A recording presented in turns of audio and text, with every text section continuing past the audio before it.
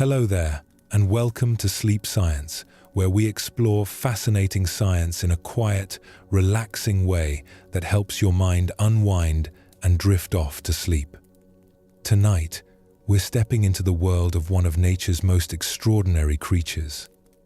Hovering near ponds and streams, with wings that catch the light like stained glass and eyes that seem to hold ancient secrets, the dragonfly is far more remarkable than most people realize. They're living jewels, aerial acrobats, and quite possibly the most successful hunters on Earth. Before we begin tonight's gentle journey, feel free to share what time it is and where you're listening from. It's always wonderful to know where these quiet little science stories are drifting off to. There's no need to follow every detail tonight. Just let the gentle current of wonder carry you wherever it will. We'll drift through millions of years of evolution, float alongside these magnificent creatures as they dance through the air, and discover why they're truly one of nature's most perfect designs. So settle in, close your eyes if you like, and let's take a slow, peaceful glide into the extraordinary world of the dragonfly. Picture the most successful predator you can imagine, perhaps a sleek cheetah racing across the savannah or a great white shark cutting through ocean waters, maybe a skilled falcon diving from impossible heights. All impressive hunters, each with success rates that rarely climb above 30%. Now imagine a creature no bigger than your finger that catches its prey 95 times out of every 100 attempts. Not 95% on a good day or when conditions are perfect, but as a regular part of life.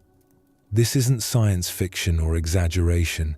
This is the quiet, astonishing reality of the dragonfly. When researchers first measured dragonfly hunting success, they had to double-check their numbers. Lions, those kings of the African plains, succeed in only about 25% of their hunts.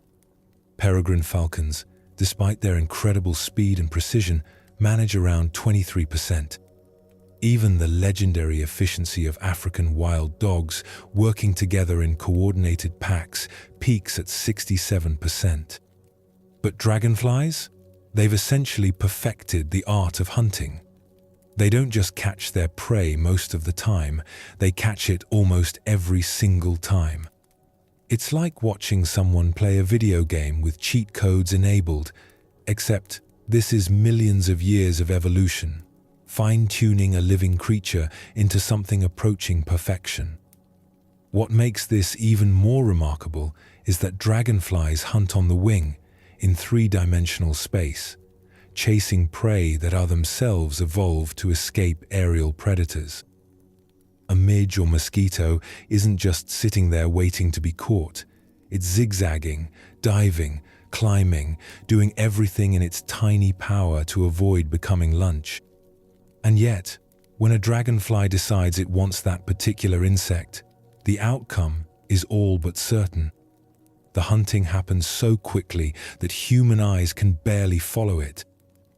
A dragonfly will spot a target, perhaps a small fly buzzing near the water's surface, and in a fluid motion that looks almost casual, it will intercept and capture its prey mid-flight.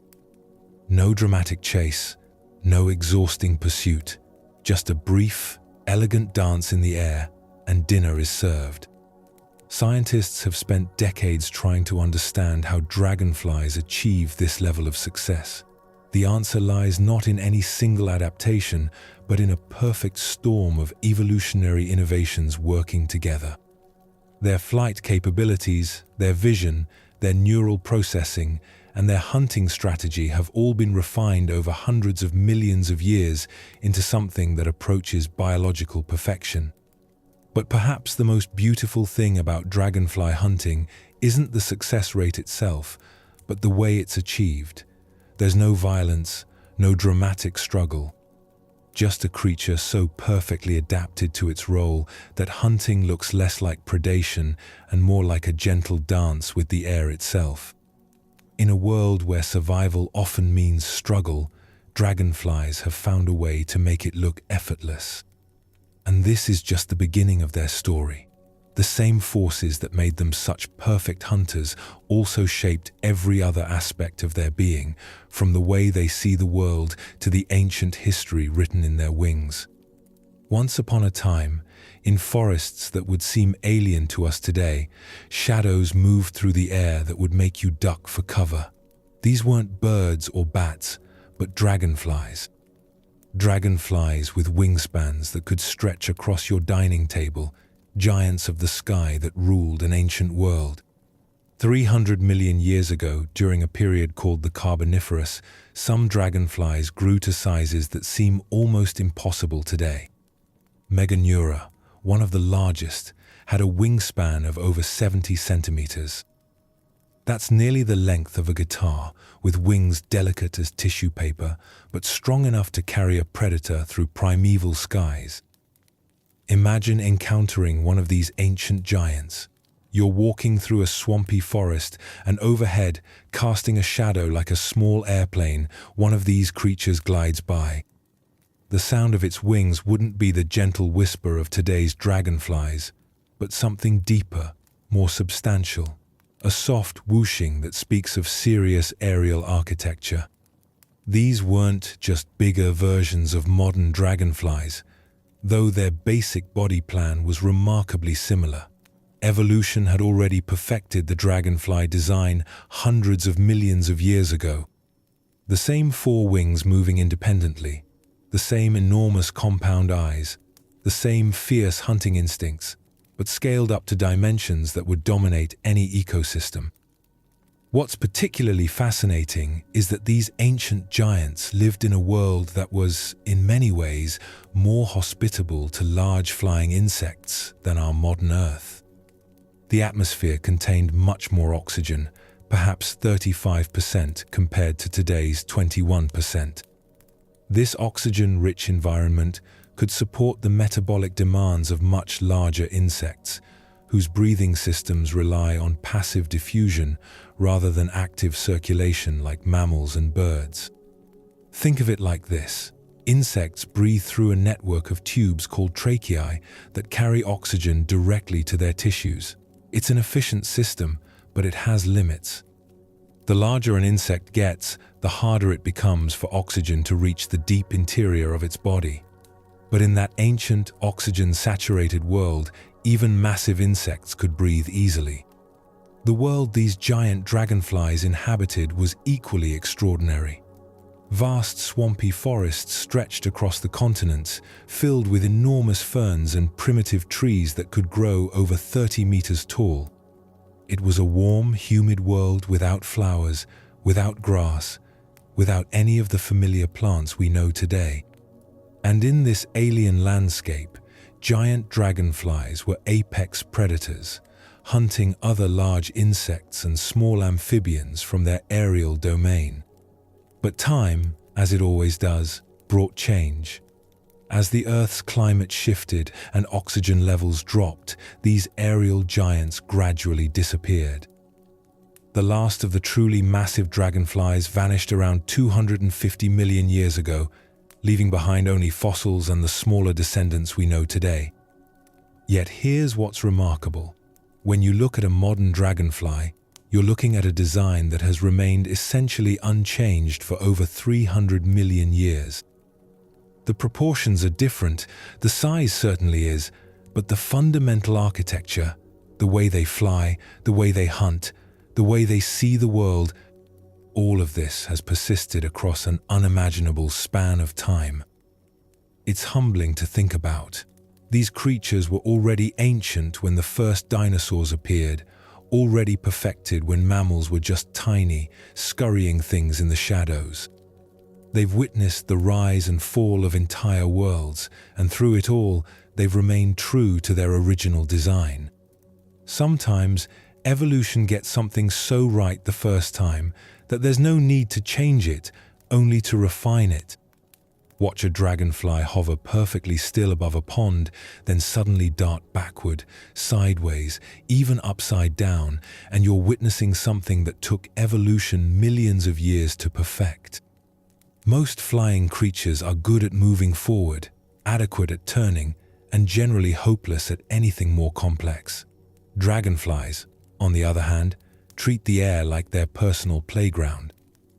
The secret lies in their wings, 4 of them, each one controlled independently like the fingers of a skilled pianist.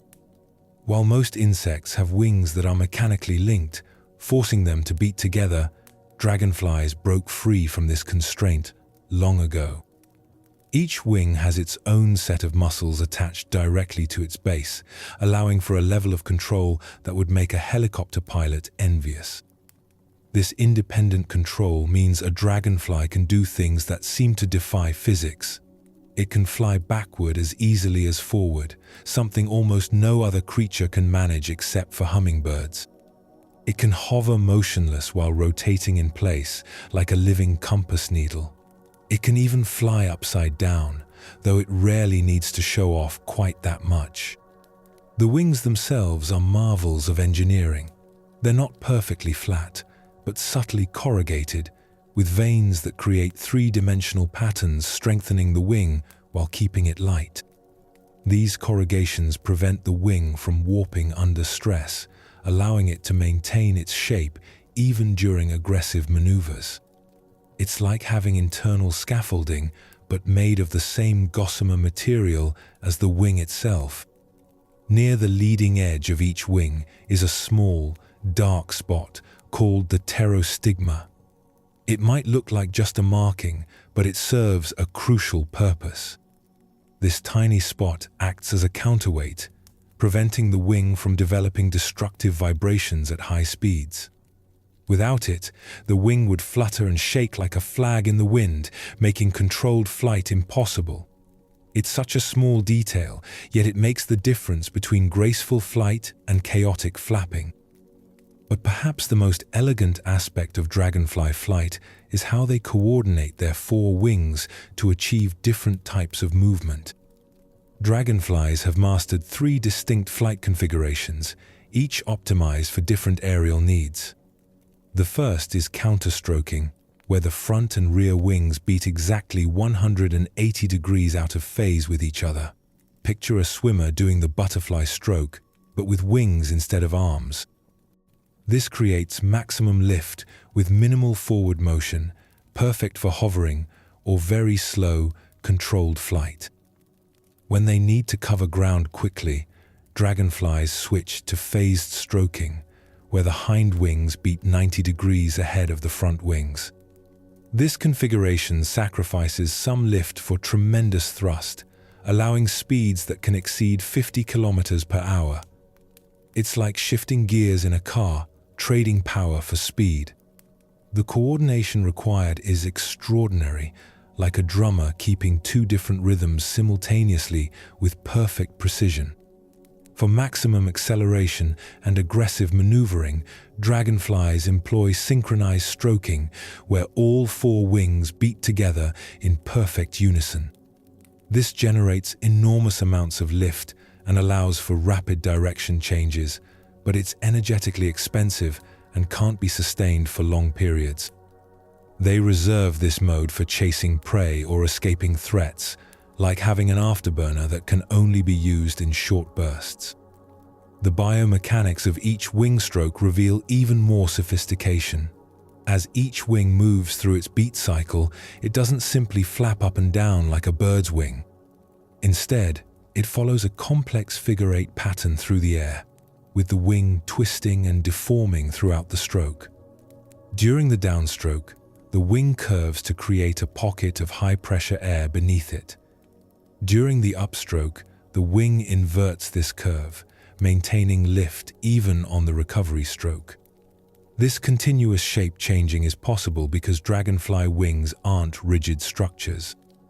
The wing membrane has just the right combination of stiffness and flexibility to deform optimally during each phase of the wing beat. It's like having a wing made of smart material that automatically adjusts its shape for maximum efficiency at every moment. The backward flight capability that makes dragonflies so unique requires a completely different approach to wing coordination.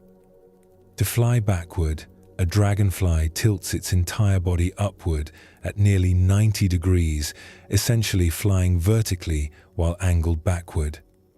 The wings continue their normal beat pattern, but the force vector is now directed backward instead of forward.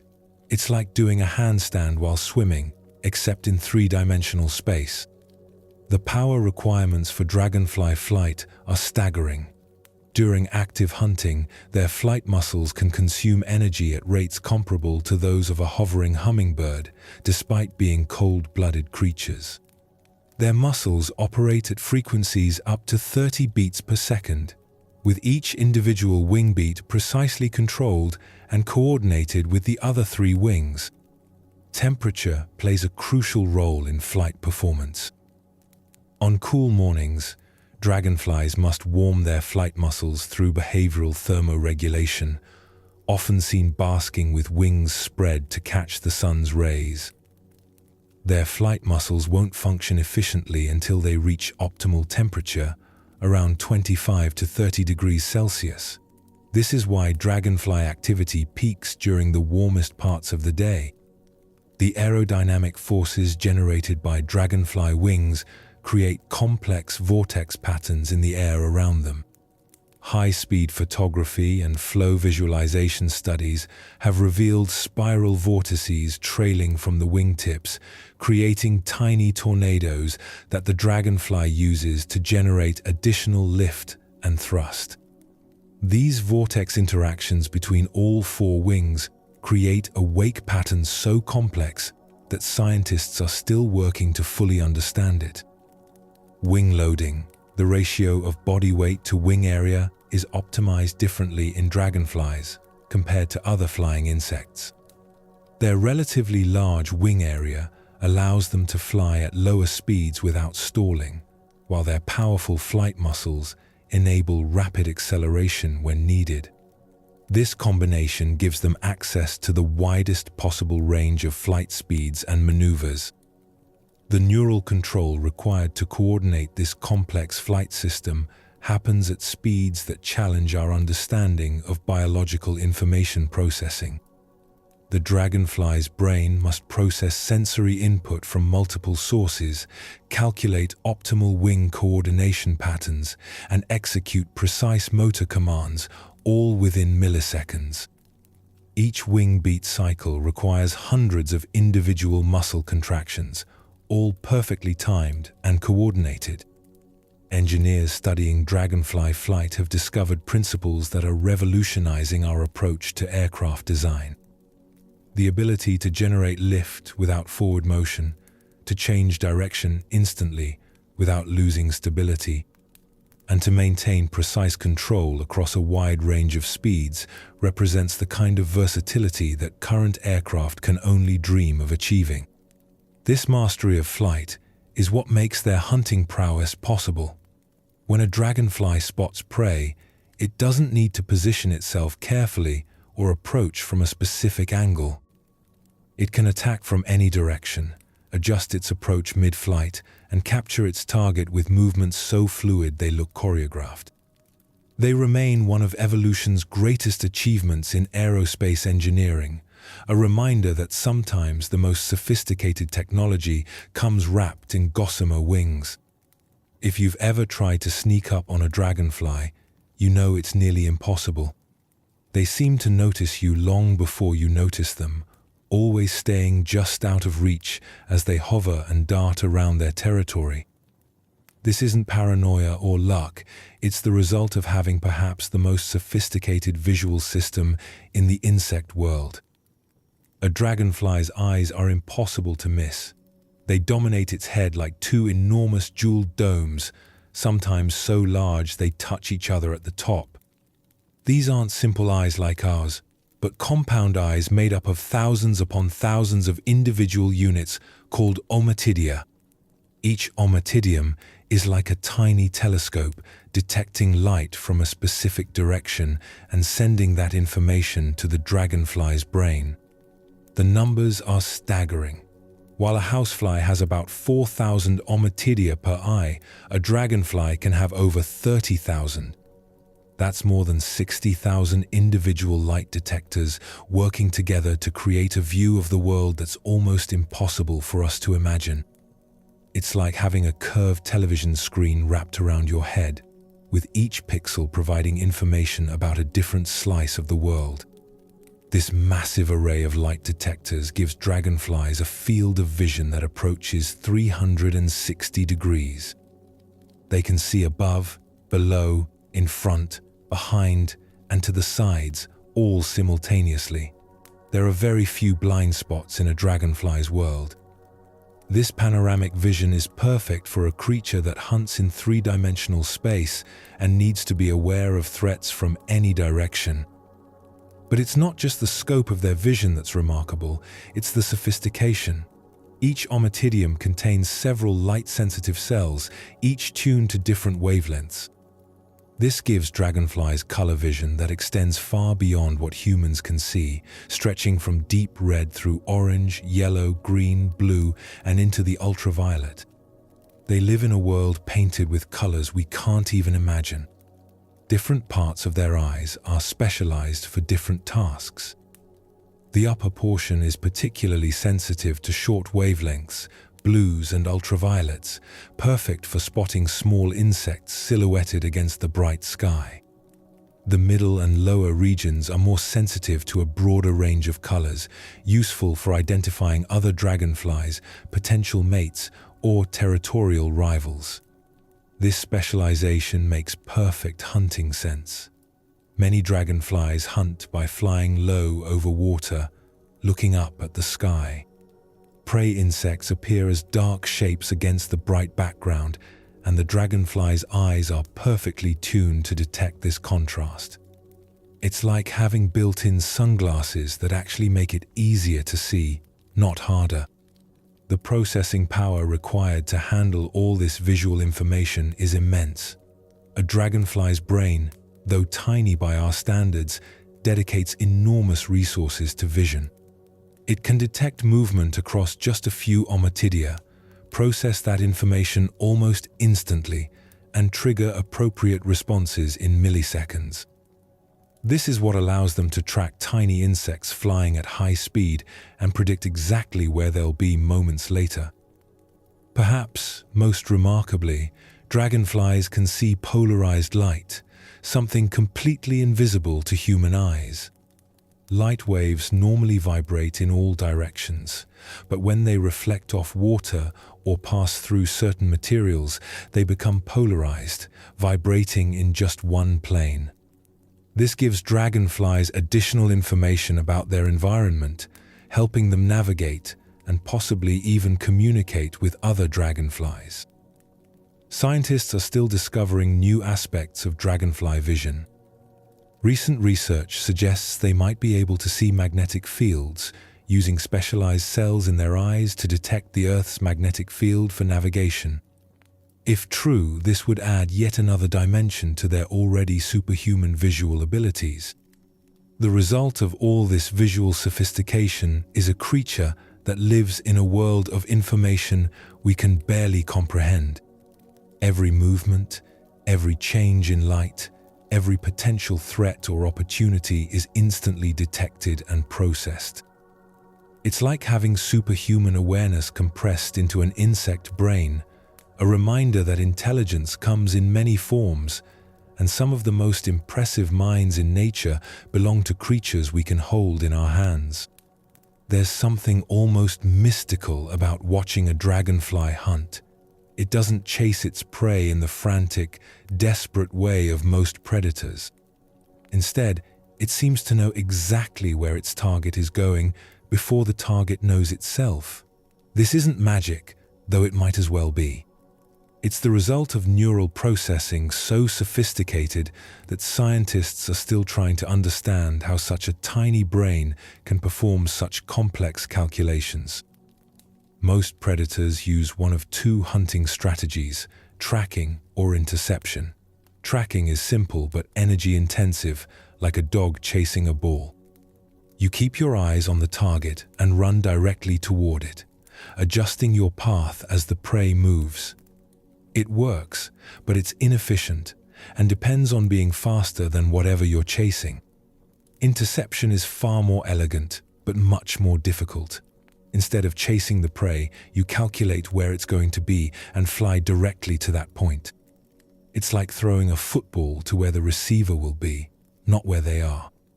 This requires processing the speed and direction of both predator and prey, calculating trajectories, and making constant adjustments. It's the difference between playing catch and playing quarterback. Dragonflies have mastered interception hunting to a degree that seems almost impossible for such a small brain. When a dragonfly spots a tiny midge flying in the distance, it doesn't turn toward the midge. Instead, it calculates the midge's trajectory, factors in its own flight capabilities, and flies to intercept the midge at a specific point in space and time. The midge, unaware it's been targeted, continues on its path until, suddenly, there's a dragonfly exactly where it was going to be. What makes this even more remarkable is the speed at which these calculations must happen. The entire sequence, from spotting prey to capture, often takes just a few seconds. In that brief time, the dragonfly's brain must process visual information from thousands of ommatidia, calculate multiple trajectories, coordinate 4 independently moving wings, and adjust for wind, obstacles, and the prey's evasive maneuvers. Recent research has revealed something even more astonishing. Dragonflies don't just track their prey's current position and direction, they appear to predict how their prey will change direction. Their head movements often anticipate the prey's movements rather than simply reacting to them. It's as if they can see a few moments into the future, planning their intercept course based on what their prey is likely to do next. This predictive ability is hardwired into their nervous system. Unlike humans, who must learn complex skills like catching a ball, dragonflies emerge from their aquatic nymph stage, already equipped with sophisticated hunting software. Their brain contains neural circuits specifically designed for trajectory calculation and intercept geometry. It's like being born with an advanced flight computer already installed. The integration between their visual system and motor control is seamless. Information flows from the compound eyes to specialized regions of the brain that compute trajectories, then directly to motor neurons that control wing movements. There's no conscious thought involved, no deliberation. The entire system operates like a biological missile guidance system, tracking, calculating, and adjusting in real time. Perhaps most impressive is how dragonflies handle multiple targets. In areas where insects are abundant, they can track several potential prey items simultaneously, selecting the most promising target while keeping track of alternatives. If their primary target escapes or proves too difficult to catch, they can instantly switch to another without missing a beat. This neural sophistication extends beyond hunting. Dragonflies can navigate back to specific perches, remember productive hunting areas, and even recognize other individuals of their species. Their tiny brains contain detailed maps of their territories, updated constantly as they patrol their domains. Engineers studying dragonflies have tried to replicate their hunting algorithms for use in autonomous drones and missile systems. While we've made progress, our artificial systems still can't match the speed, accuracy, and efficiency of a dragonfly's natural neural processing. These insects remind us that intelligence isn't just about brain size, it's about how efficiently information is processed and integrated into action. In the quiet moments between hunts, as a dragonfly hovers motionless above the water, its brain is still working, still processing, still preparing for the next opportunity. It's a reminder that some of nature's most sophisticated processing happens in packages so small we barely notice them until we take the time to watch and wonder. Hold a dragonfly wing up to the light, and you'll see something that looks like it was designed by both an engineer and an artist. The wing is almost transparent, crossed with a delicate network of veins that create patterns as intricate as stained glass. But this isn't just decoration. Every line, every curve, every structural element serves a purpose in what might be the most sophisticated flying apparatus nature has ever created. Unlike the flat, paddle-like wings of many insects, dragonfly wings have a subtle three-dimensional structure. The veins don't just carry nutrients and provide support, they create tiny ridges and valleys across the wing surface. These corrugations work like the corrugated metal on a roof, adding tremendous strength while keeping the wing incredibly light. It's the same principle engineers use in aircraft design, but perfected millions of years before humans ever dreamed of flight. Near the leading edge of each wing sits a small, dark spot that might seem insignificant at first glance. This is the pterostigma, and it's one of those tiny details that makes all the difference. This pigmented patch is slightly heavier than the rest of the wing, acting as a carefully positioned counterweight. Without it, the wing would be prone to flutter, those destructive vibrations that can tear a wing apart at high speeds. The same phenomenon that destroyed the Tacoma Narrows Bridge in 1940 could easily destroy a dragonfly wing.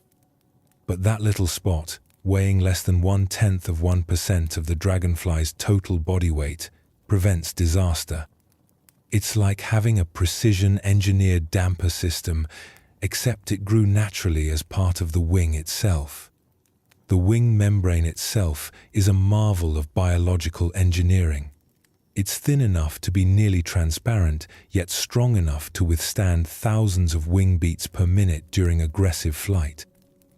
The material has just the right flexibility to deform during the wing stroke, creating temporary curves that enhance lift and thrust, then return to its original shape for the recovery stroke. Scientists studying these wings have discovered that they change shape dynamically during flight. As the wing moves through its stroke, it twists and bends in complex ways that optimize airflow and maximize efficiency. It's like having a wing that redesigns itself continuously throughout each beat cycle, adapting to the precise aerodynamic needs of each moment. The vein pattern itself tells a story of engineering optimization. Major veins provide the primary structural support, like the frame of an umbrella. Secondary veins create a finer mesh that distributes forces and prevents the wing membrane from tearing. The entire network forms a structure that's incredibly strong in the directions that matter while remaining flexible enough to bend without breaking. Each of the four wings can be controlled independently, but they're also perfectly matched sets. The front wings and hind wings have slightly different shapes and vein patterns, optimized for their specific roles in flight. During high-speed flight, all four wings work together like the rotors of a helicopter. During hovering, the front and hind wings beat in opposite phases, creating lift without forward motion. The attachment point where each wing connects to the body is itself a masterpiece of biological engineering. Multiple flight muscles, each no thicker than a human hair, attached to different points on the wing base. This allows for incredibly precise control over wing angle, twist, and timing. It's like having individual servo motors controlling every aspect of wing movement, except these motors are alive, self-repairing, and more efficient than anything we've ever built. Perhaps most remarkably, these wings are essentially disposable and renewable. Unlike bird feathers or bat wing membranes, which are permanent structures, dragonfly wings are shed and regrown during each molt. A young dragonfly can recover from wing damage that would permanently ground other flying creatures simply by growing a new set during its next developmental stage. Modern engineers studying dragonfly wings have found inspiration for everything from helicopter rotor design to micro-air vehicle development. The corrugated structure has influenced architectural design, while the dynamic shape changing has inspired new approaches to adaptive aircraft wings. Yet, despite decades of study, we still haven't fully replicated the elegance and efficiency of these natural flying machines. In the golden light of evening, as dragonflies patrol their territories with wings catching the sun like tiny prisms, it's worth pausing to appreciate the engineering marvel that makes their aerial ballet possible.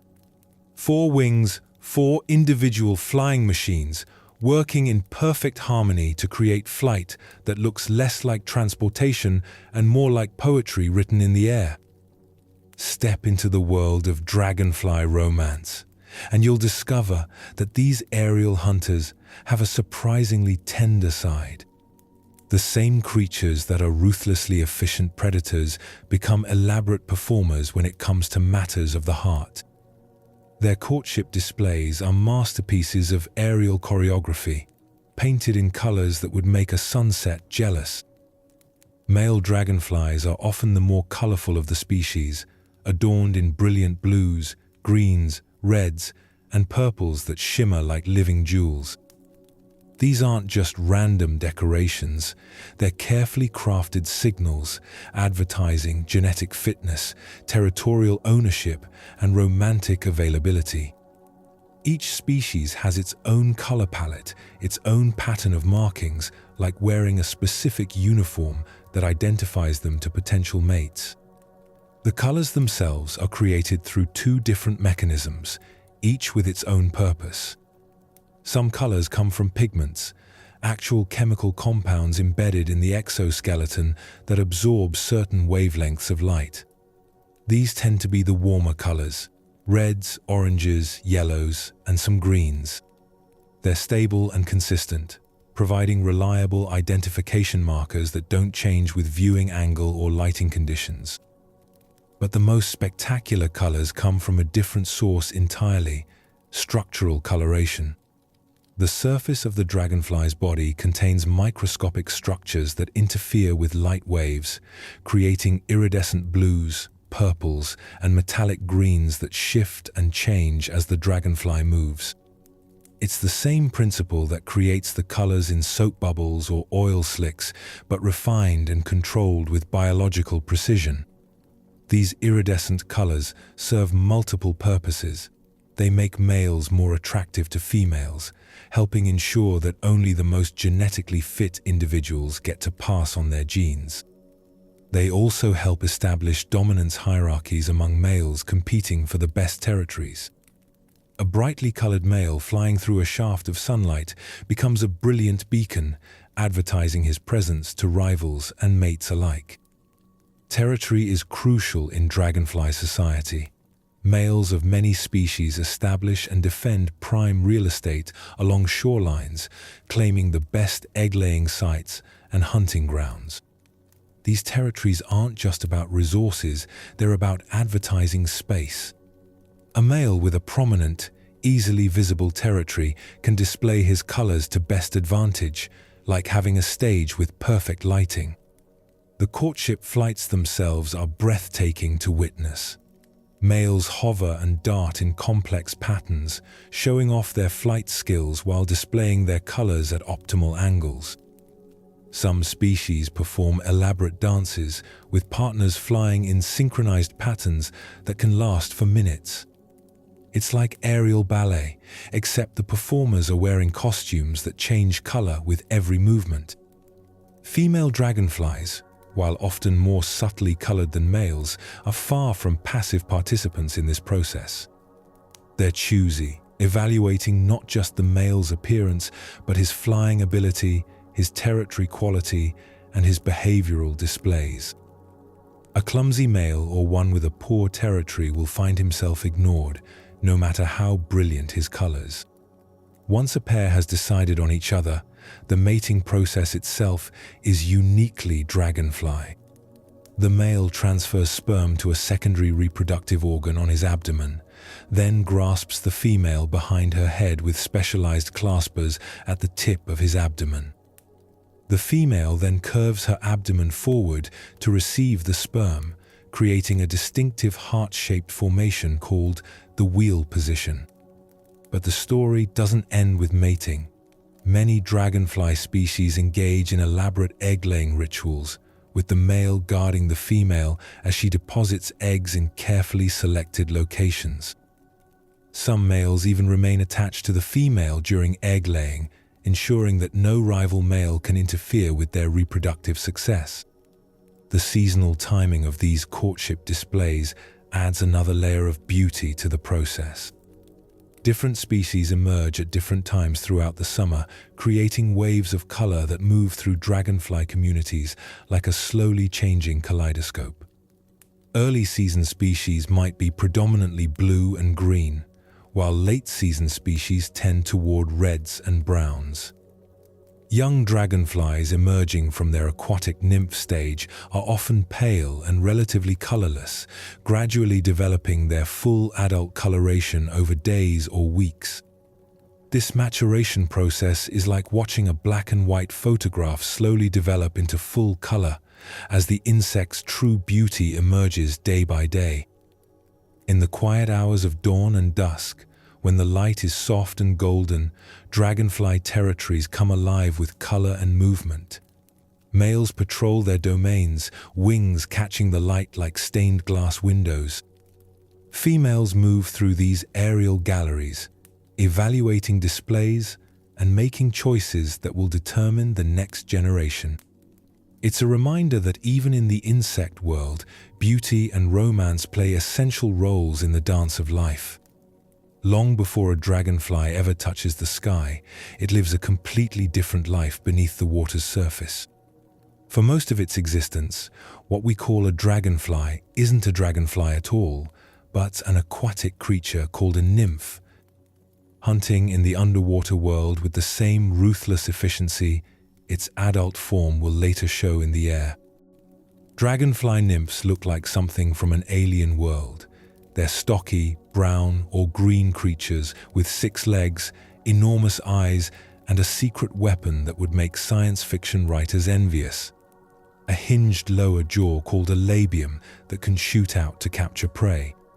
This extendable jaw can extend up to half the length of the nymph's body in a fraction of a second, snatching unsuspecting prey with lightning speed.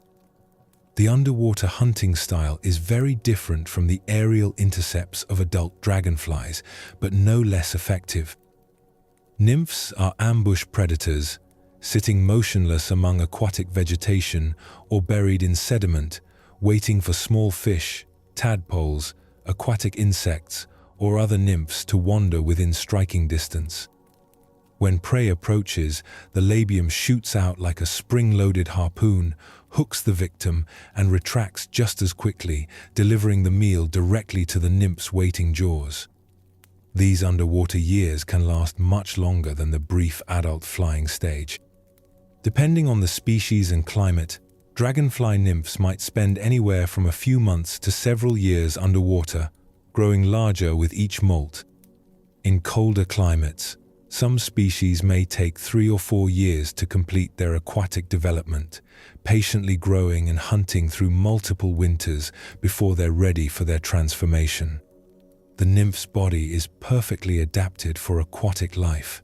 They breathe through internal gills located in their rectum, pumping water in and out to extract oxygen. This system doubles as a form of jet propulsion. When threatened, a nymph can forcefully expel water from its rectum, shooting backward through the water like a tiny biological rocket. It's not the most elegant form of transportation, but it's surprisingly effective for escaping danger. As the nymph grows, it sheds its skin multiple times, each molt revealing a larger, more developed version of itself. The wing buds, tiny at first, grow larger with each molt, gradually developing into the wing pads that will eventually become the magnificent wings of the adult dragonfly. It's like watching a blueprint slowly transform into reality, stage by careful stage. The final molt is the most dramatic transformation in the dragonfly's life cycle.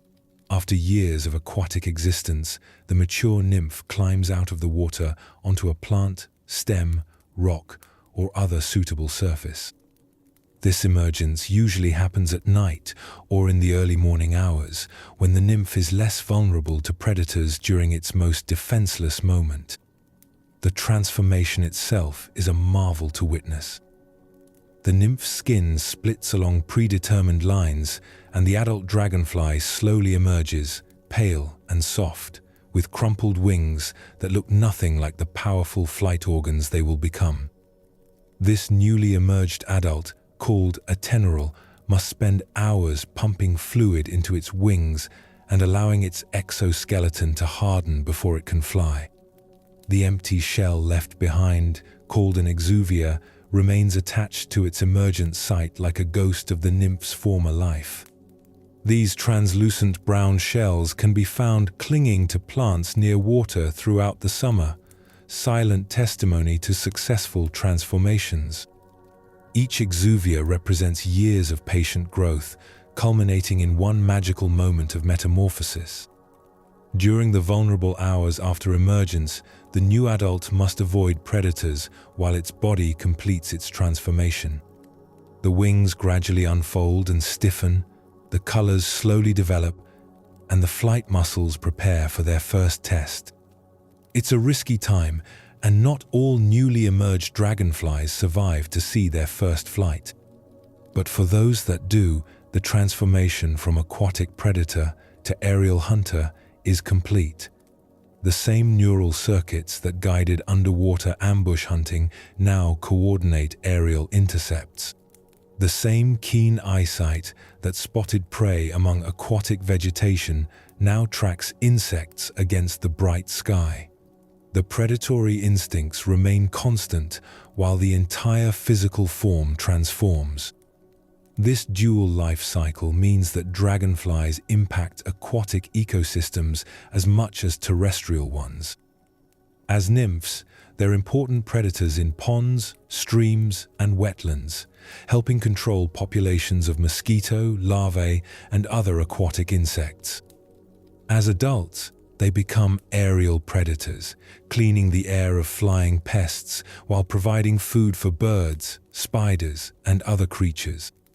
The underwater years remind us that even the most aerial of creatures often have hidden depths, secret chapters in their life stories that we rarely see, but that shape everything they become. Males arrive at the water's edge like aerial knights, claiming their kingdoms. Each dragonfly species has its own rules for this ancient game of territory and dominance, but the basic principles remain remarkably consistent. Secure the best real estate, defend it fiercely, and use it to attract the finest mates. The territories themselves are precisely defined, often to the centimeter. A male dragonfly will establish boundaries along a section of shoreline, claiming prime hunting spots, optimal perching sites, and the best egg-laying locations. These aren't casual arrangements, but serious commitments that can last for weeks or even the entire adult lifespan of the dragonfly. What makes good dragonfly real estate?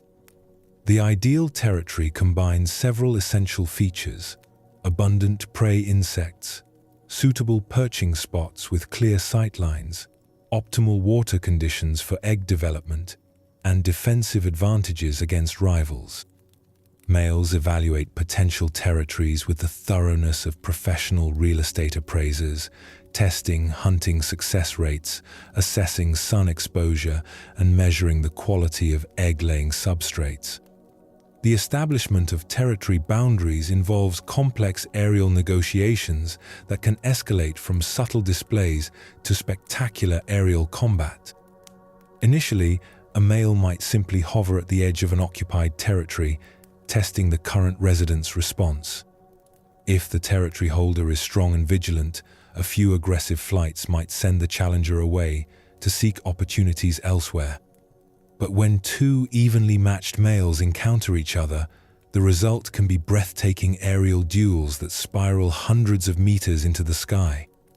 These contests combine elements of pursuit flying, aerial wrestling, and endurance competition. The combatants chase each other in tight spirals, each trying to gain altitude advantage over the other. Sometimes they'll grapple briefly in mid-air, wings tangled, before breaking apart to resume the chase. These vertical battles serve multiple purposes beyond simple territorial defense. They're tests of flight performance, stamina, and genetic fitness. Only males in peak physical condition can sustain the energy-intensive vertical flights required for extended duels. The winners earn not just territory rights, but the opportunity to display those territories to discriminating females. Different species employ distinct territorial strategies that reflect their specific ecological needs. Some dragonflies, like many danas, patrol large territories along the shoreline, covering hundreds of meters in regular circuits. Others, particularly some skimmers, establish smaller, more intensively defended areas around specific features like fallen logs or patches of emergent vegetation. Perch-based territorial species operate more like landlords than patrol officers. They establish prime perching sites, often on prominent sticks or rocks that offer commanding views of their domains. From these vantage points, they can monitor their territories for prey, rivals, and potential mates, launching rapid sorties to investigate anything interesting within their claimed airspace. The temporal aspects of territorial behavior add another layer of complexity. Many species show distinct patterns of peak territorial activity, often coinciding with the times when females are most likely to appear for mating and egg-laying. Early morning and late afternoon tend to be particularly active periods, when territorial disputes are most frequent and intense. Territory quality directly influences reproductive success. Males holding prime territories encounter more females, achieve more matings, and contribute more genes to the next generation. This creates intense selective pressure for territorial behavior and the physical and behavioral traits that support successful territory defense. Some species have evolved satellite male strategies, where smaller or younger males avoid direct territorial competition by lurking at the edges of established territories. These satellite males attempt to intercept females heading toward territory holders, essentially trying to sneak matings without the overhead costs of territorial defense. The communication systems used in territorial interactions are surprisingly sophisticated. Flight patterns, body positioning, wing positioning, and even the timing of movements all convey information about intentions, fitness, and dominance status. A confident territory holder flies with different patterns than a challenger or satellite male, and experienced individuals can read these aerial signals from considerable distances. Territorial boundaries aren't fixed lines, but dynamic zones that can shift based on the presence and behavior of neighbors. A strong territory holder might expand his boundaries when neighbors are absent or weak, while territory compression can occur when surrounded by aggressive competitors. It's like living in a neighborhood where property lines shift daily based on who's home and how assertive they're feeling. Female dragonflies navigate this territorial landscape with their own agenda, evaluating not just the males themselves, but the quality of their territories. A territory rich in prey and optimal egg-laying sites makes both the male and his offspring more likely to succeed. Females often sample multiple territories before making mating decisions, conducting aerial surveys of potential partners and their real estate holdings. The seasonal timing of territorial establishment varies among species, but often follows predictable patterns. Early season species might begin territory establishment while water temperatures are still cool, gradually building population density as more individuals emerge. Late season species face different challenges, with established residents already controlling the best sites. Weather conditions significantly influence territorial behavior. Strong winds can disrupt aerial combat and make territory patrol energetically expensive.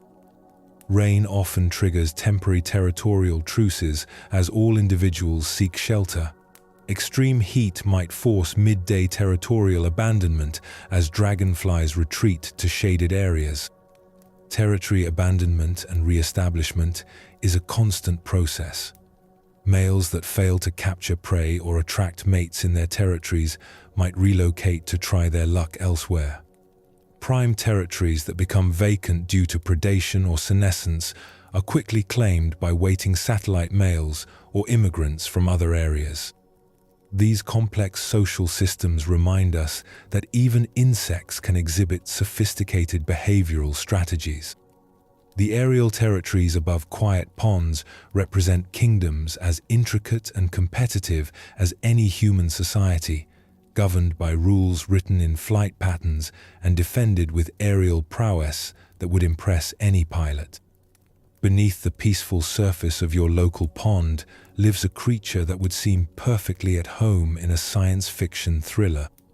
The dragonfly nymph is an alien among aquatic insects, armed with weapons so sophisticated they make the adult dragonfly's hunting prowess look almost conventional by comparison.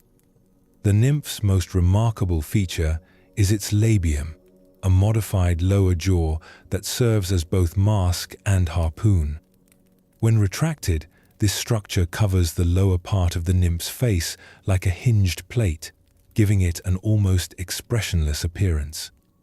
But this innocuous mask conceals one of nature's most ingenious capture mechanisms, a spring-loaded weapon that can extend with lightning speed to snatch prey from distances that seem impossible. The labium can shoot out to nearly half the nymph's body length in less than 25 milliseconds, faster than a human eye can follow. At the tip are curved hooks and grasping claws that lock onto prey like the jaws of a mechanical grabber. Once captured, the prey is dragged back to the nymph's waiting mandibles in a single fluid motion that combines the precision of a guided missile with the reliability of a Swiss watch. The mechanics of this remarkable device involve a complex system of muscles, joints, and hydraulic pressure that engineers are still working to fully understand. When not in use, the labium folds neatly beneath the nymph's head, held in place by specialized muscles. To deploy it, the nymph rapidly increases hydraulic pressure in the labium's chambers while simultaneously releasing the restraining muscles, causing the entire structure to explode outward with tremendous force. The targeting accuracy of this system is extraordinary. Nymphs can capture prey moving at various angles and distances, adjusting the trajectory and timing of their labial strike with remarkable precision. They account for refraction effects at the water surface, the movement patterns of their prey, and even the slight delay between neural command and mechanical execution. Different dragonfly species have evolved labiums optimized for their specific hunting strategies and prey preferences. Sprawler nymphs, which hunt among aquatic vegetation, have broader, more grasping labiums designed to pluck prey from complex three-dimensional environments.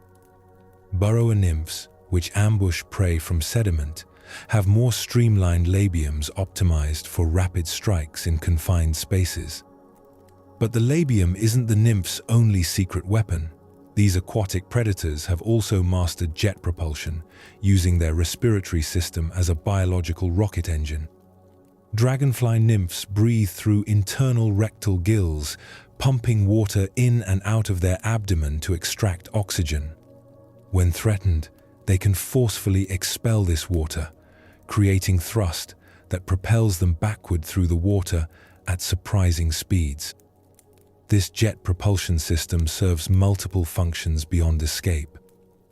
Nymphs use controlled water expulsion for fine positioning during hunts, subtle attitude adjustments while stalking prey, and rapid repositioning when prey escapes their initial strike. It's like having built-in maneuvering thrusters that also happen to be your respiratory system. The hunting strategies employed by dragonfly nymphs vary dramatically depending on their body form and habitat preferences. Sprawler nymphs are active hunters that move through aquatic vegetation like underwater panthers, using their well-developed legs and streamlined bodies to navigate complex environments. They rely on stealth and agility, approaching prey carefully before unleashing their labial strike. Climber nymphs specialize in vertical environments, scaling aquatic plants and submerged structures with remarkable agility. Their hunting strategy often involves positioning themselves on plant stems where they can ambush prey swimming by at different levels. They're the snipers of the aquatic world, patient and deadly accurate.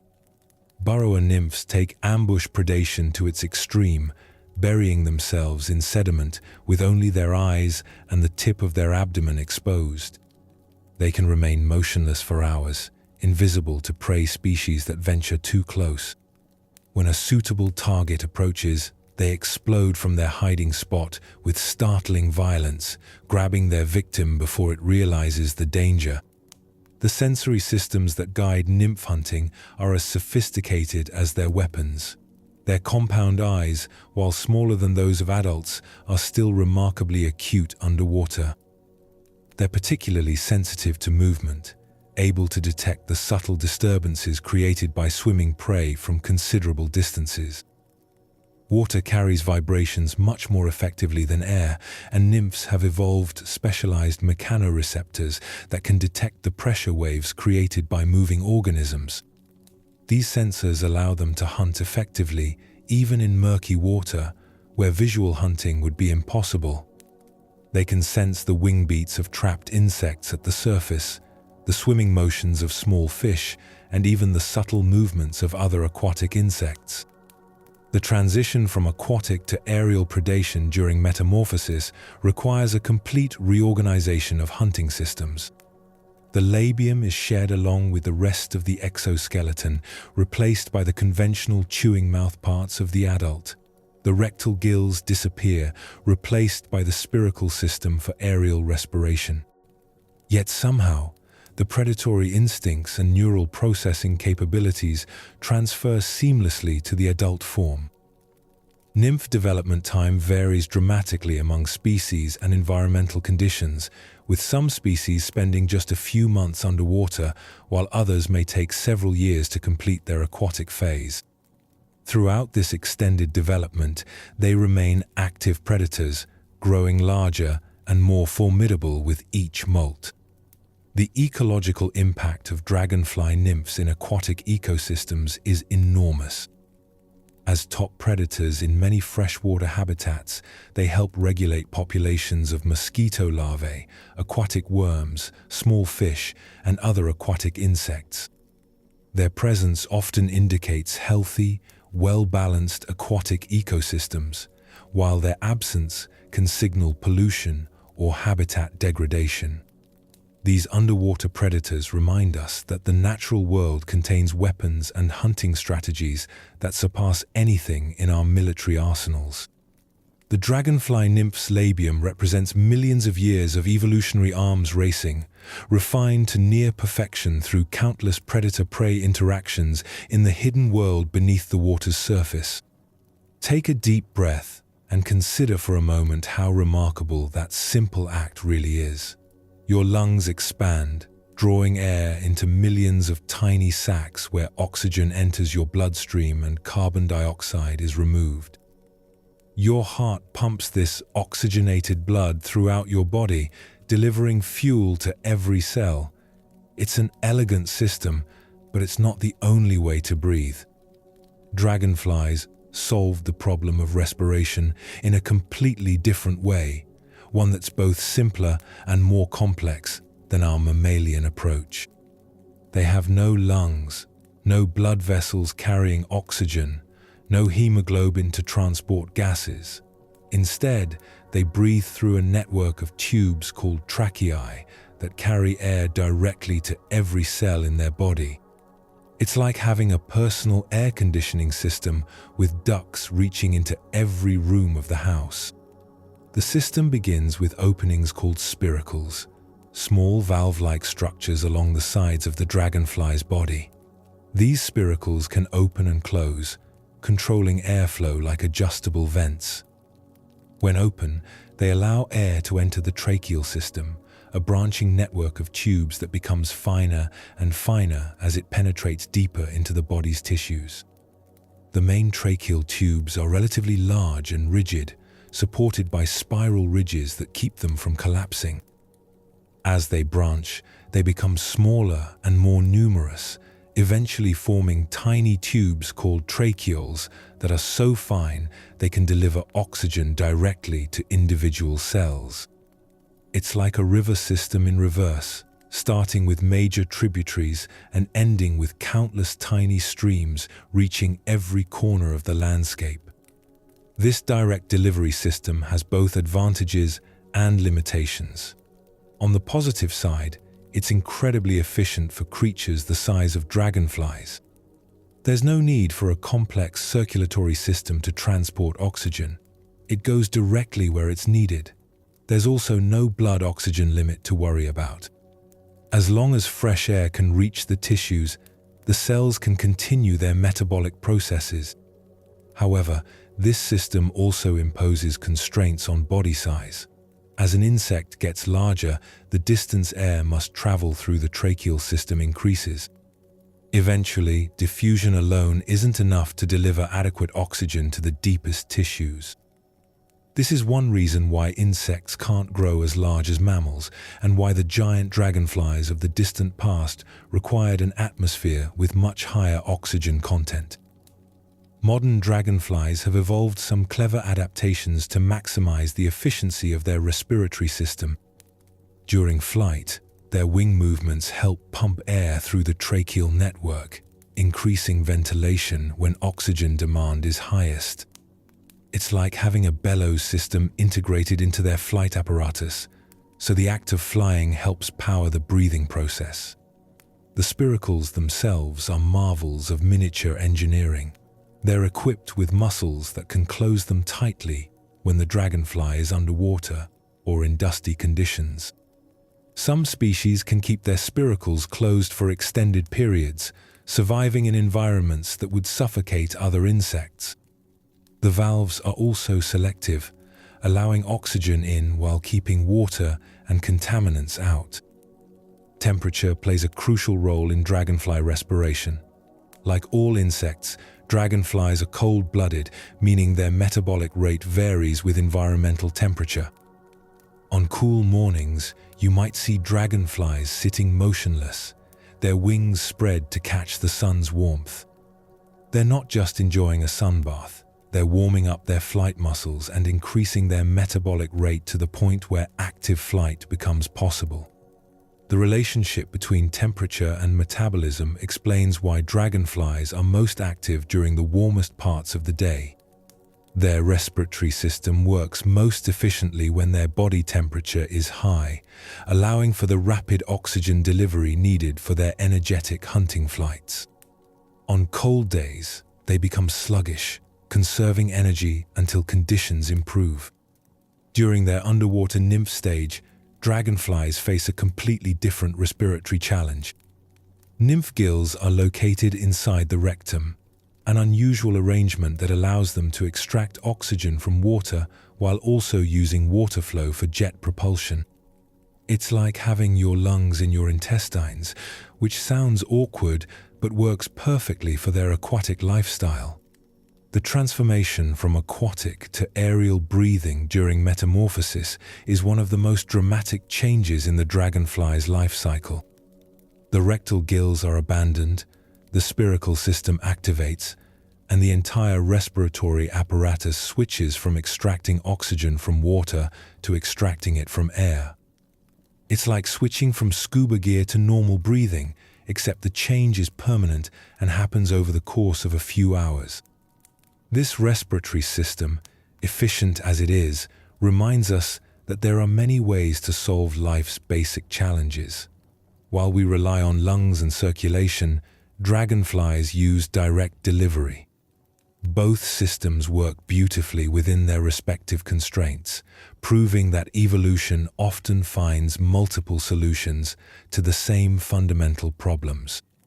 If you could travel back in time and visit Earth 300 million years ago, you'd find a world almost unrecognizable from today. No grass beneath your feet, no flowers blooming in the sunlight, no birds singing in the trees. But if you looked up at the sky above those ancient swamps and forests, you'd see something wonderfully familiar: dragonflies. Perhaps much larger than today's species, but unmistakably dragonfly in design and behavior. Dragonflies belong to one of the oldest orders of insects still alive today, the Odonata, meaning toothed ones, in reference to their fierce mandibles. They've been perfecting their aerial hunting techniques since long before the age of dinosaurs, making them one of the most successful evolutionary designs ever created. While countless other creatures have appeared and vanished from Earth's stage, dragonflies have persisted, adapted, and thrived through every major extinction event our planet has endured. Think about the timescales involved here. Dragonflies were already ancient when the first dinosaurs appeared. They witnessed the rise of the reptiles, the evolution of mammals, the appearance of flowers, and the eventual dominance of birds. Through it all, their basic body plan remained remarkably unchanged. Evolution, having struck upon such an effective design, saw little need to modify it significantly. This evolutionary conservatism speaks to the fundamental soundness of the dragonfly architecture. 4 independently controlled wings, enormous compound eyes, a flexible head, and powerful flight muscles, all integrated into a package optimized for aerial hunting. It's a design so successful that it's needed only minor refinements over hundreds of millions of years. The fossil record of dragonflies is remarkably complete, giving us detailed glimpses into their ancient history. Fossils from the Carboniferous period show dragonflies with wingspans exceeding 70 centimeters, aerial giants that would dwarf any modern species. These ancient specimens reveal wing vein patterns, body proportions, and even details of their compound eyes, all remarkably similar to their modern descendants. What's particularly fascinating is that even these ancient giants used the same hunting strategies as modern dragonflies. Fossil evidence suggests they were already accomplished aerial interceptors, using the same neural processing and flight control techniques that make today's dragonflies such effective predators. The software, you might say, was perfected early in their evolutionary history. The gradual reduction in dragonfly size over geological time tells a story of environmental change and adaptation. As atmospheric oxygen levels declined from their Carboniferous peak, the maximum sustainable size for insects decreased correspondingly. Dragonflies adapted by becoming smaller but more efficient, refining their design rather than abandoning it. They've survived not just one, but multiple mass extinction events, including the Great Permian extinction that wiped out over 90% of marine species and 70% of terrestrial species. While trilobites, dinosaurs, and countless other groups disappeared forever, dragonflies persisted, finding ways to adapt to each new world that emerged from the ashes of the old. Their survival strategy seems to have been flexibility within consistency. While maintaining their basic body plan and hunting strategy, dragonflies have diversified into thousands of species, each adapted to specific ecological niches. Some specialize in hunting over open water, others prefer forest clearings. Some are active during the heat of midday, others hunt in the cooler hours of dawn and dusk. This diversity has allowed dragonflies to colonize virtually every aquatic habitat on Earth. You can find dragonfly species in tropical rainforests and Arctic tundra, in temporary puddles and permanent lakes, from sea level to high mountain streams. Their adaptability has made them one of the most widely distributed groups of insects on the planet. Modern dragonflies carry within their genes the accumulated wisdom of hundreds of millions of years of evolution. Every aspect of their anatomy and behavior has been tested and refined across timescales that dwarf human civilization. They represent an unbroken chain of success stretching back to the dawn of complex life on land. Yet they face new challenges in the modern world. Climate change, habitat destruction, and pollution threaten many species, particularly those with specific habitat requirements. Some dragonfly populations are declining, and a few species have already gone extinct in recent decades. After surviving so much, they now face threats that even their ancient adaptability may struggle to overcome. But their track record gives reason for hope. Dragonflies have survived ice ages and asteroid impacts, continental drift, and atmospheric changes. They've adapted to the rise of birds, the evolution of bats, and the appearance of spiders with aerial hunting capabilities. Their ability to persist and adapt suggests they may find ways to survive our changing world as well. In every dragonfly hovering over a pond today, we see not just a beautiful insect, but a living link to the deep past, a survivor carrying the genetic memory of ancient worlds within its gossamer wings. Once upon a time, dragonflies ruled the skies with wings that could span the width of a dinner table. Today, even the largest species barely exceed the length of a pencil. This dramatic shrinkage over geological time is one of the most intriguing stories in evolutionary biology, a mystery that scientists are still working to fully understand. The transformation from giant to miniature happened gradually over hundreds of millions of years. But the driving forces behind this change reveal fascinating insights into how life responds to environmental shifts. Two main hypotheses have emerged to explain the miniaturization of dragonflies, and both tell compelling stories about the changing nature of our planet. The first explanation lies in the very air these ancient creatures breathed. During the Carboniferous period, Earth's atmosphere contained dramatically more oxygen than it does today. While modern air is about 21% oxygen, the ancient atmosphere may have contained as much as 35%. This oxygen-rich environment was like atmospheric steroids for insects, enabling them to grow to sizes that would be impossible today. The reason comes down to how insects breathe. Unlike mammals with lungs and circulatory systems, insects rely on a network of tubes called tracheae to deliver oxygen directly to their tissues. This system works beautifully for small creatures, but it has inherent size limitations. As body size increases, the distance oxygen must travel through these tubes becomes a limiting factor.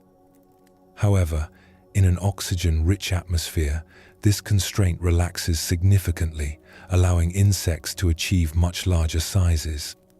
As atmospheric oxygen levels gradually declined over millions of years, the maximum sustainable size for insects decreased correspondingly. Dragonflies didn't suddenly shrink overnight. Instead, larger individuals found it increasingly difficult to get enough oxygen to their tissues, while smaller individuals had a survival advantage. Over thousands of generations, natural selection favored increasingly compact designs.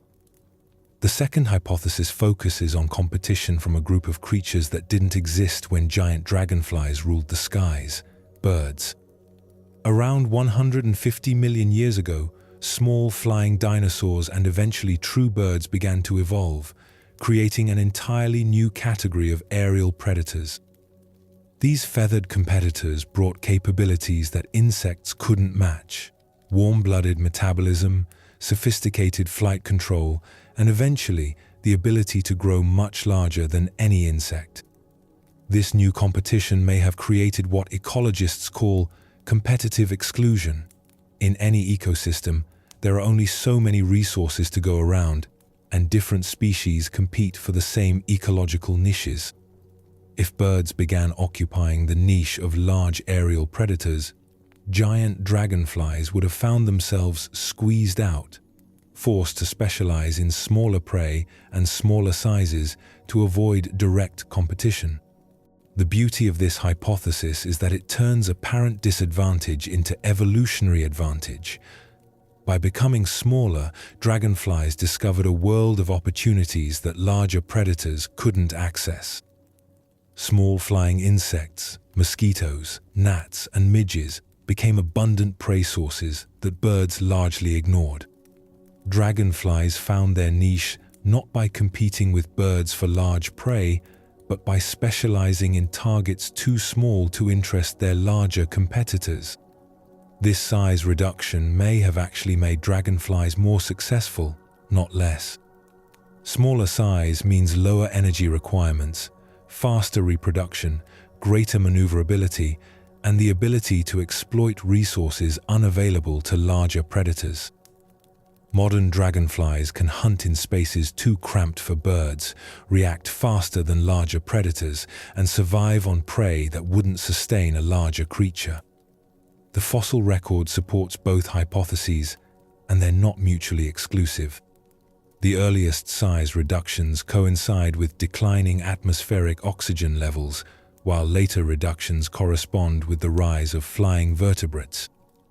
It's likely that both factors contributed to the miniaturization of dragonflies, each reinforcing the other's effects. What's remarkable is how successfully dragonflies adapted to their changing world. Rather than becoming extinct like so many other giant insects of the past, they reinvented themselves as smaller, more efficient predators. They traded raw size for precision, power for agility, and in doing so, secured their survival for hundreds of millions of years to come. Modern dragonflies, despite their smaller stature, are arguably more sophisticated than their giant ancestors. Their flight control is more precise, their vision more acute, their hunting strategies more refined. Evolution took the successful dragonfly design and compressed it, concentrating all that predatory efficiency into a more compact package. The story of shrinking dragonflies reminds us that evolutionary success isn't about being the biggest or strongest, but about being the most adaptable. In a changing world, the ability to reinvent yourself, to find new niches and new strategies, matters more than sheer size. These ancient survivors teach us that sometimes less really can be more. The secret to dragonfly success lies not in mastering one element, but in becoming equally at home in two completely different worlds. Few creatures transition so completely between aquatic and aerial lifestyles, and this dual mastery has given dragonflies access to resources and opportunities unavailable to more specialized creatures. Every dragonfly's life story begins in water.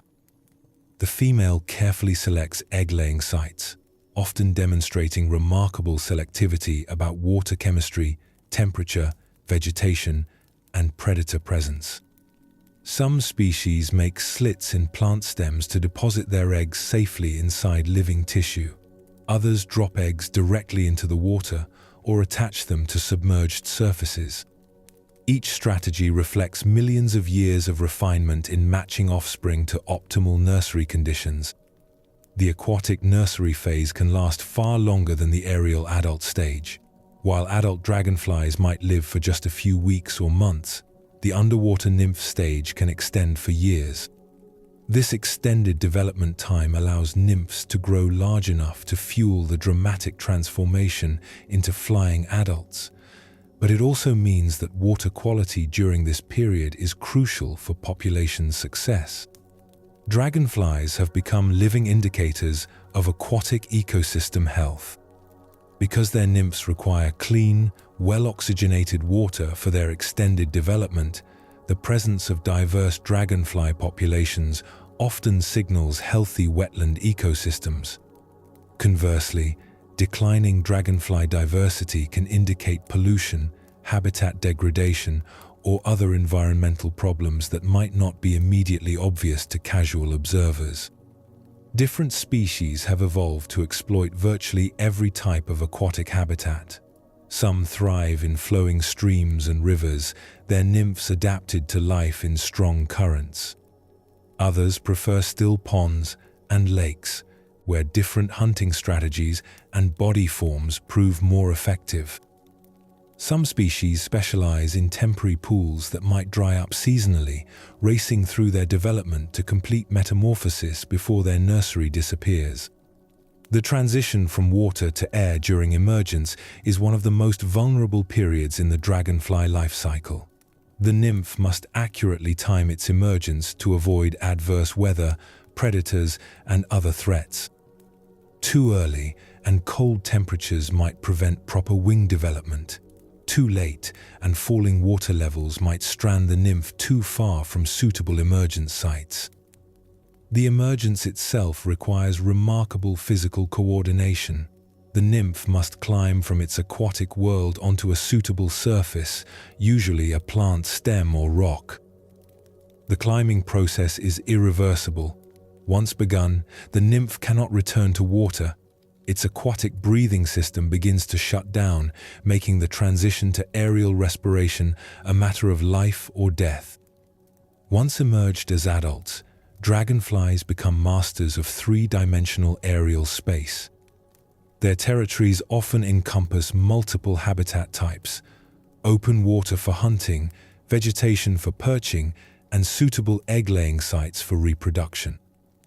Males establish and defend these territories with remarkable precision, learning every rock, plant, and current in their domain. The territorial behavior of male dragonflies reveals sophisticated spatial memory and recognition abilities. They return to the same perches day after day, patrol identical routes through their territories, and can recognize and remember individual rivals. Some species engage in complex aerial duels, with rivals spiraling upward in climbing contests that can reach heights of over 50 meters. Female dragonflies demonstrate equally impressive spatial awareness as they search for optimal egg-laying sites. They can assess water temperature, chemistry, vegetation density, and predator presence, making complex decisions about where to invest their reproductive efforts. Some species return to the same ponds where they developed as nymphs, navigating back across large distances with remarkable accuracy. The seasonal timing of dragonfly activity reflects their deep integration with both aquatic and terrestrial ecosystems. Emergence times are synchronized with water temperature, day length, and prey availability. Peak adult activity often coincides with maximum abundance of flying insects, while egg-laying timing ensures that developing nymphs will have access to appropriate food sources. Climate change is challenging this carefully balanced relationship with both air and water. Rising temperatures affect both aquatic development rates and aerial activity patterns. Changes in precipitation alter water levels and chemistry in ways that can disrupt development. Extreme weather events can devastate populations by destroying breeding habitat or interrupting the critical emergence process. Yet dragonflies' dual mastery also provides resilience. Species with flexible habitat requirements can shift between different types of water bodies as conditions change. Their sophisticated navigation abilities allow them to find new breeding sites when traditional ones become unsuitable. Their long evolutionary history includes surviving previous periods of dramatic climate change. The dragonfly's mastery of both water and air reminds us that the most successful organisms are often those that refuse to be limited by single environments or strategies. By becoming equally at home in both worlds, dragonflies have secured access to resources and opportunities that remain closed to more specialized creatures, ensuring their continued success in an ever-changing world. Throughout human history, dragonflies have captured our imagination in ways that few other insects can match. These aerial dancers have inspired everything from ancient mythology to cutting-edge technology, serving as symbols of transformation, efficiency, and natural beauty across cultures around the world. In Japanese culture, dragonflies hold a particularly special place. Known as tombo, they symbolize strength, happiness, and success. The dragonfly appears in traditional Japanese art, literature, and even served as inspiration for samurai armor designs. Ancient Japan was sometimes called Dragonfly Island because of the abundance of these creatures and the reverence people held for them. Native American traditions often view dragonflies as symbols of renewal and positive change, drawing connections between the dragonfly's dramatic metamorphosis and human spiritual transformation. The creature that begins life underwater and emerges to master the air represents the possibility of profound personal change and growth. But beyond symbolism, dragonflies have begun to influence human technology in remarkable ways. Engineers studying dragonfly flight have discovered principles that are revolutionizing aircraft design. The independent control of four wings, the ability to generate lift without forward motion, and the precise maneuverability of dragonflies have inspired new approaches to helicopter and drone design. Modern micro-air vehicles, tiny drones designed for surveillance and research, borrow heavily from dragonfly aerodynamics. The challenge of creating stable, maneuverable flight in small aircraft mirrors the challenges dragonflies solved millions of years ago. While we haven't yet matched their efficiency and control, each advance brings us closer to replicating their aerial mastery. The dragonfly's hunting strategy has also attracted attention from robotics researchers and artificial intelligence developers. The neural networks that allow dragonflies to predict prey movement and execute perfect intercepts could inspire new approaches to autonomous navigation, target tracking, and collision avoidance in everything from self-driving cars to space exploration vehicles. Scientists studying dragonfly vision have uncovered principles that could revolutionize camera and sensor design. The compound eye structure, with its wide field of view and motion detection capabilities, offers insights for developing omnidirectional cameras, motion sensors, and surveillance systems. Some researchers are working on artificial compound eyes inspired directly by dragonfly visual systems. The structural design of dragonfly wings has influenced architectural and engineering projects around the world. The corrugated wing structure, which provides strength while maintaining flexibility, has inspired building designs, bridge construction, and even textile development. The precision engineering found in these gossamer wings continues to teach human engineers new approaches to lightweight, strong construction. In the field of materials science, researchers are studying the microscopic structure of dragonfly wings to develop new composites and smart materials. The wing's ability to change shape dynamically during flight, while maintaining structural integrity, could lead to advances in adaptive structures that respond to changing conditions. Environmental scientists have embraced dragonflies as important indicators of ecosystem health. Because dragonfly populations are sensitive to water quality, pollution levels, and habitat changes, monitoring dragonfly diversity provides valuable insights into environmental conditions. Citizen science projects around the world rely on amateur naturalists to track dragonfly populations and contribute to conservation research. The relationship between dragonflies and humans isn't always positive, however. Habitat destruction, water pollution, and climate change pose serious threats to dragonfly populations worldwide. Wetland drainage for agriculture and development has eliminated breeding habitat for many species. Urban expansion fragments the landscape, making it difficult for dragonflies to find suitable territories. Conservation efforts are increasingly recognizing the importance of dragonflies as both indicators and integral components of healthy ecosystems. Protecting dragonfly habitat means preserving wetlands, maintaining water quality, and ensuring connectivity between aquatic ecosystems. These efforts benefit not just dragonflies, but entire communities of plants and animals that depend on healthy aquatic environments. Educational programs featuring dragonflies have proven particularly effective at engaging people with nature and environmental science.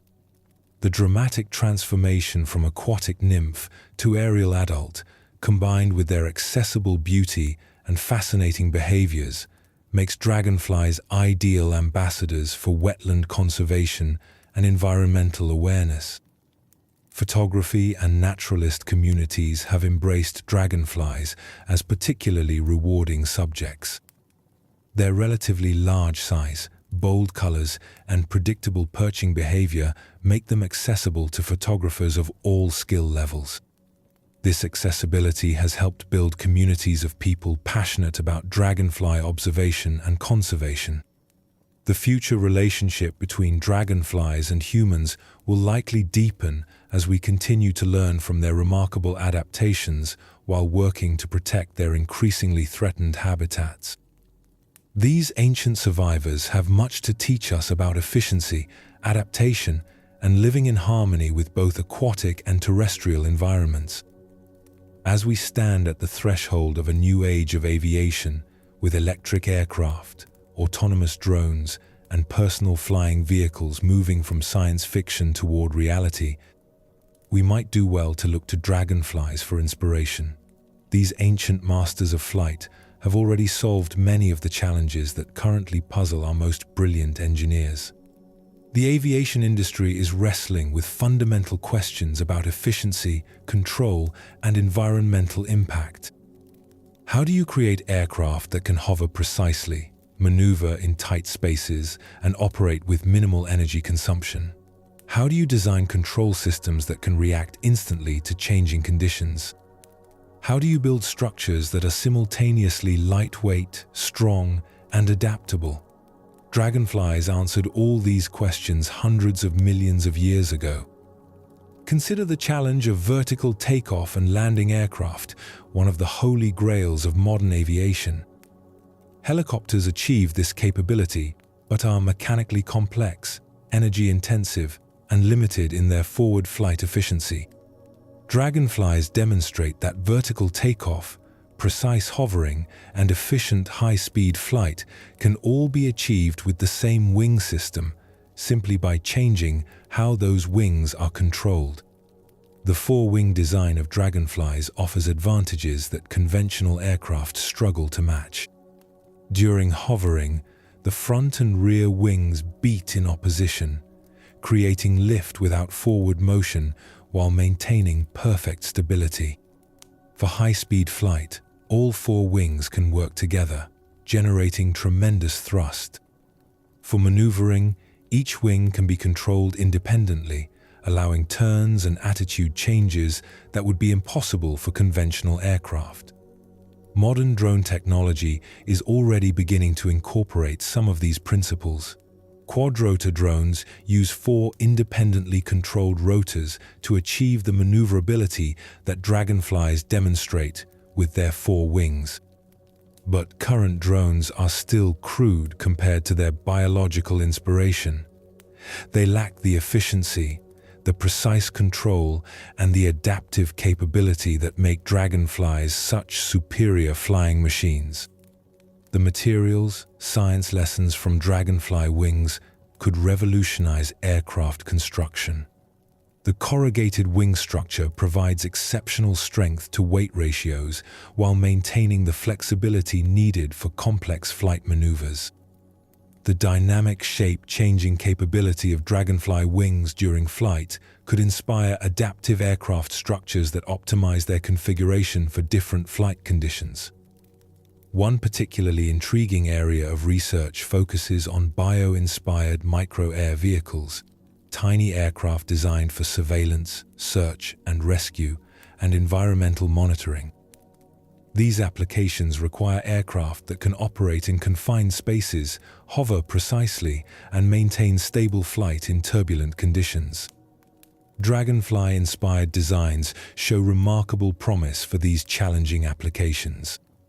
The neural control systems that coordinate dragonfly flight represent another frontier for aviation technology.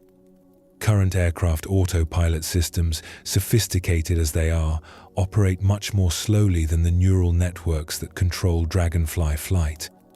Understanding how dragonflies integrate sensory information and coordinate complex motor responses could lead to aircraft control systems that react more quickly and smoothly to changing conditions. Artificial intelligence researchers are particularly interested in the dragonfly's hunting algorithms.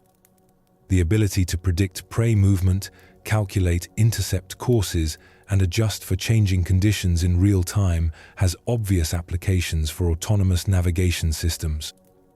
Military applications aside, these same algorithms could improve collision avoidance systems, automated landing systems, and autonomous cargo delivery. The environmental implications of dragonfly-inspired flight are particularly compelling. As concerns about aviation's carbon footprint continue to grow, the efficiency advantages demonstrated by dragonflies become increasingly relevant. Aircraft that can achieve dragonfly-like efficiency while maintaining practical payload and range capabilities could significantly reduce the environmental impact of aviation. Energy storage and management represent another area where dragonflies offer insights.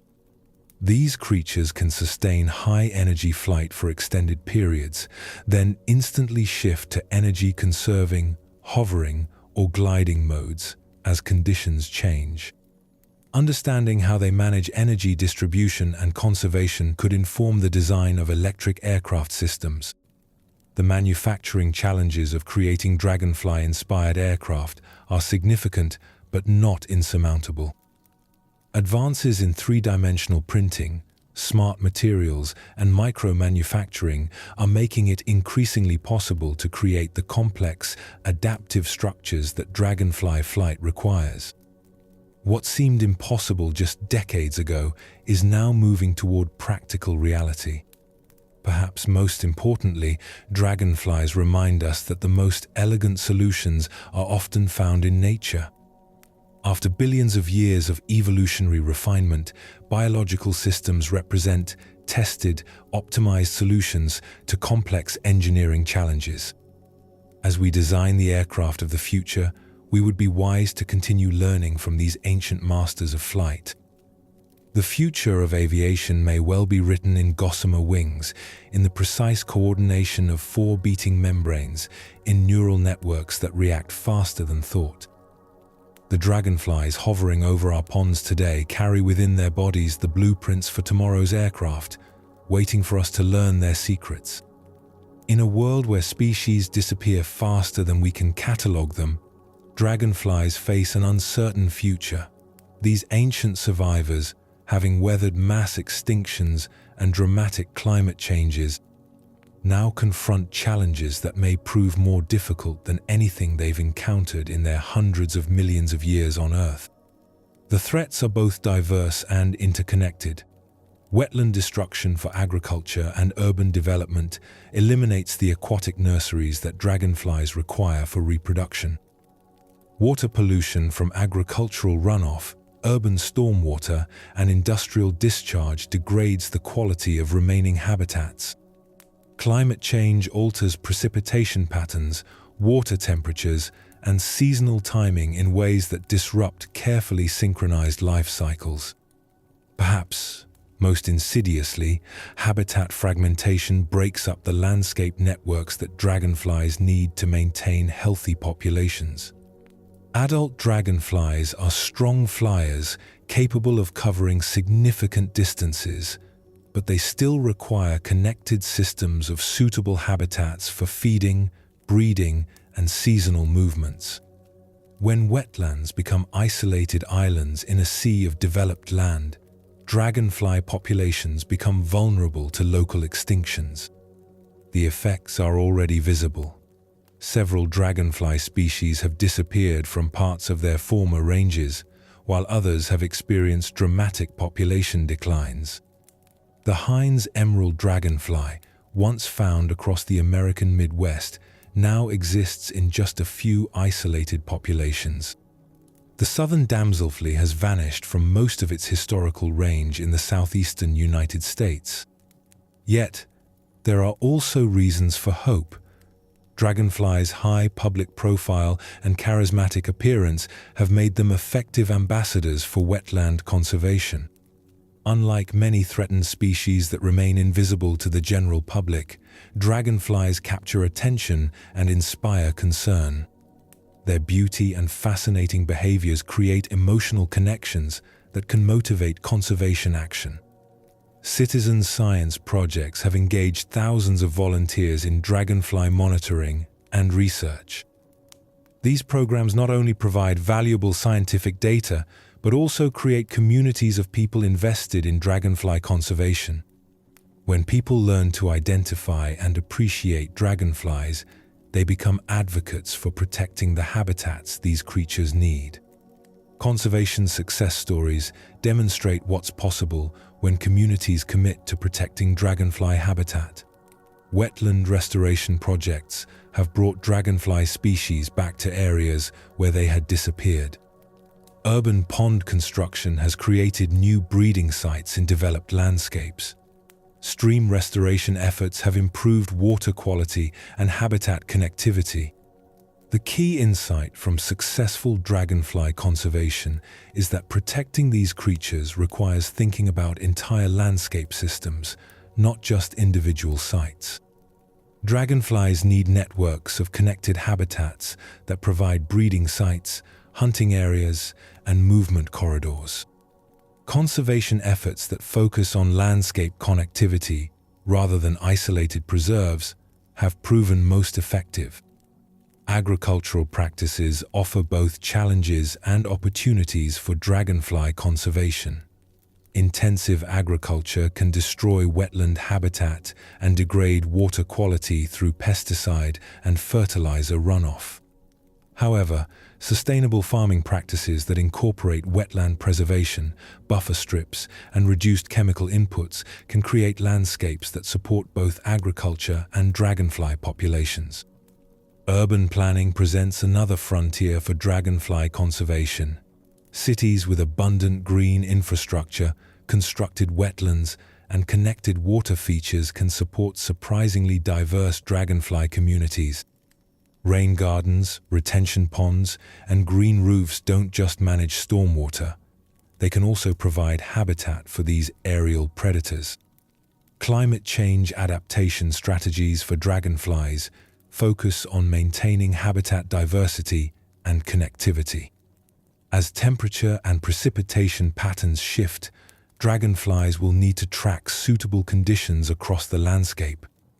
Protected corridor networks that allow species to move between habitats become crucial for long-term survival.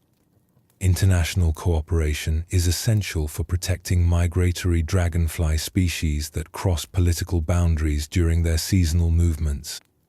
The globe skimmer dragonfly undertakes migrations that span continents, requiring coordination between countries to protect stopover sites and breeding areas throughout its range. Perhaps most importantly, dragonfly conservation requires maintaining our sense of wonder about these remarkable creatures. In an age of digital distractions and urban living, the simple act of watching dragonflies hunt over a pond connects us to natural processes that have persisted for hundreds of millions of years. Children who learn to appreciate dragonflies often become lifelong advocates for environmental protection. The dramatic transformation from aquatic nymph to aerial hunter captures young imaginations in ways that create lasting connections to the natural world. These connections may prove crucial for motivating the next generation of conservationists. The conservation of dragonflies ultimately depends on our willingness to share the planet with other species, to value the intricate relationships that sustain healthy ecosystems. These ancient survivors remind us that the natural world contains wonders we're still discovering, solutions to problems we're still trying to solve, and beauty that enriches our lives in ways we rarely pause to appreciate. In protecting dragonflies, we protect the wetlands that filter our water, the ecosystems that support countless other species, and the natural heritage that connects us to the deep history of life on Earth. Their conservation is not just about preserving individual species, but about maintaining the web of relationships that makes our planet habitable and beautiful. And so, we drift gently back to where we began, beside quiet waters where dragonflies dance in the fading light. We've traveled together through hundreds of millions of years, from ancient swamps where giants ruled the air to modern ponds where their descendants continue the eternal hunt. We've watched wings that move like living music, eyes that see colors we can barely imagine, and minds that solve problems with elegant simplicity. These remarkable creatures carry within their gossamer wings the memory of vanished worlds and the promise of mysteries yet to be discovered. They remind us that perfection sometimes comes not from complexity, but from patient refinement of simple, beautiful solutions. In their ancient design, we find inspiration for our future technologies. In their effortless flight, we glimpse possibilities we're still learning to imagine. Tonight, as you settle into sleep, perhaps you'll carry with you a little more wonder for the small miracles that share our world. The next time you see a dragonfly hovering over still water, wings catching light like tiny prisms, remember the extraordinary story behind that moment of beauty. Remember the underwater years, the perfect transformation, the neural processing that rivals our best computers, all compressed into a creature light enough to rest on your finger. And if you found any peace in this gentle journey through science, if these ancient stories helped quiet your mind or sparked your curiosity, we'd be grateful if you'd join us again for more quiet explorations of our remarkable world. Sleep well, and thank you for spending this time with us here at Sleep Science.